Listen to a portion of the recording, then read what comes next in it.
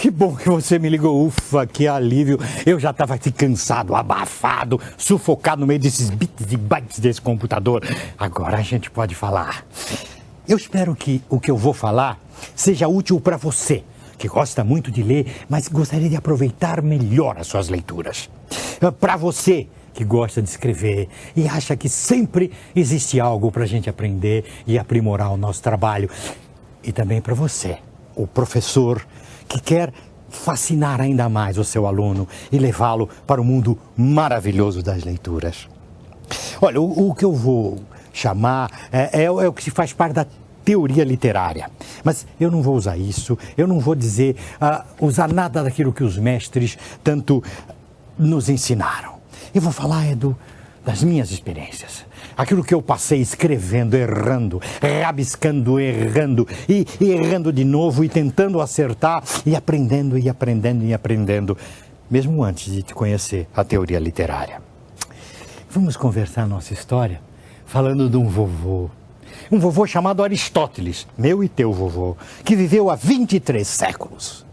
Ele dizia que a tragédia e a comédia, quando são expostas à plateia, tem que causar nesta plateia, ao emocioná-la, ao fazê-la rir, ao fazê-la sofrer, ao fazê-la chorar, tem que criar a catarse.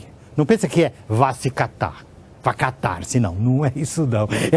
A catarse é algo que ocorre é um efeito psicológico que purga e alivia nossas dúvidas, nossas dores, nossos complexos e os medos que atormentam nossas vidas. Com isso, com Aristóteles, aprendemos que a função da arte é servir a humanidade, ajudando-nos a melhor compreender e ultrapassar nossos problemas, a melhor conhecer nós mesmos. Trazendo essa lição para o meu ladinho, que é a literatura, eu concluo que um livro deve ser como um espelho no qual o leitor se veja refletido, porque sua vida está refletida ali. Há muitos anos, minha vida é escrever histórias destinadas a leitores, desde a primeira infância até o começo da adolescência.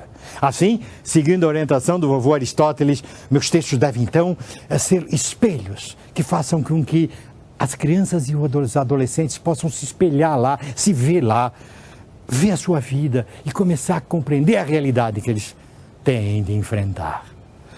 Mas como é que eu devo escrever essas minhas histórias se essas faixas etárias são tão diversas, né? É lógico que as diferenças psicológicas ou de conhecimento entre um homem de 40 e outro de 50 são mínimas, quase desprezíveis. Mas as diferenças entre uma criança de 6 e uma de 10 são abissais. Como escolher, então, quais histórias são mais adequadas para alguém com 6 anos? Ou com 8 anos? Ou com 12? Ou com 15? O que diferencia um tema do outro, de acordo com a idade? Será que existem assuntos exclusivos para cada faixa etária? Aprendi que isso não existe. O mundo é um só. A realidade é uma só. E todos nós, desde um bebê até um ancião, estamos expostos às mesmas ocorrências.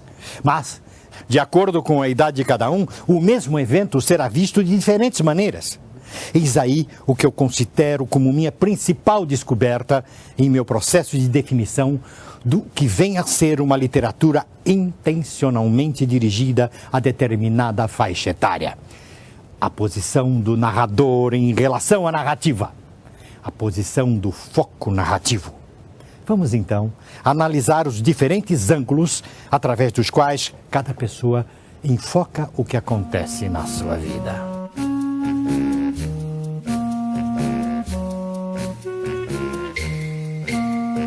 O primeiro aspecto a considerar eu chamo de ângulo físico do observador. Comecemos com um exemplo. Eu sempre fui um leitor voraz, mas sempre fui um cinéfilo, adoro cinema. E eu queria então mostrar um trechinho de um filme que você conhece muito bem. Vamos lá, são só 2 minutinhos.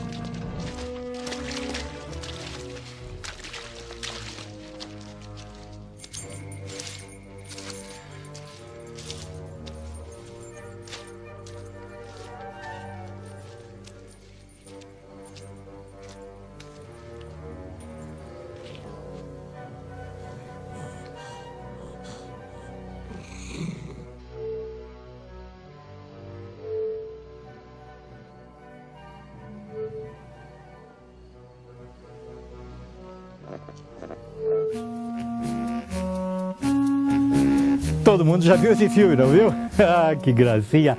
É o ET do Spielberg. É aquela historinha em que um extraterrestre se perde da sua nave espacial e fica escondidinho no mato e vem aquele monte de gente, de humanos, tentando achá-lo. E você nota que todo mundo é visto da cintura para baixo, os adultos. Vem um correndo com um chaveiro sacudindo aqui.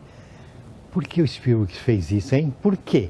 Porque ele quis fazer o filme a partir do ponto de vista do ETzinho, que é o mesmo ponto de vista da criança que está assistindo o filme. Então, quando aquela criança começa a assistir, ela olha e vê que aquele mundo está sendo filmado a partir do ponto de vista dela.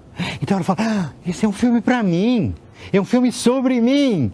Pronto, que genial! O Spielberg conseguiu aí caçar o espectador. E daí veio o grande sucesso do filme. Tudo que acontece à nossa volta, meus queridos, é testemunhado por todos, seja uma criança ou um adulto. Mas a visão de cada um sempre será diferente, de acordo com a altura do observador. Um adulto de pé, quando olha para uma criança, atrás dela o que vê é o chão, um espaço limitado. Mas a criança, quando olha para o adulto, o que ela vê lá em cima é o teto da sala, ou é o céu, e é sempre o infinito. Sabendo disso, quando eu desenvolvo um enredo, eu tenho que me preocupar com o meu leitor e contar tudo a partir do ponto de vista que ele enxerga, o ambiente, o local onde ele está. Minha obrigação é olhar a partir do ponto de vista que o meu leitor enxerga. Eu devo ter em mente que quando há uma mesa na sala, talvez um adulto está vendo o que tem em cima da mesa, um livro, um prato, enquanto talvez o filhinho dele descubra que tem um chiclete colado embaixo do tampo. Aliás, se eu fosse um ilustrador, viu? Falar a verdade, eu gostaria de ilustrar as minhas histórias para a criança sempre a partir do ponto de vista do leitor que vai me ver. Porque essa é a realidade que ele vê. De baixo para cima, não de cima para baixo. Bom, o Spielberg fez isso, não fez? E olha só o sucesso do filme.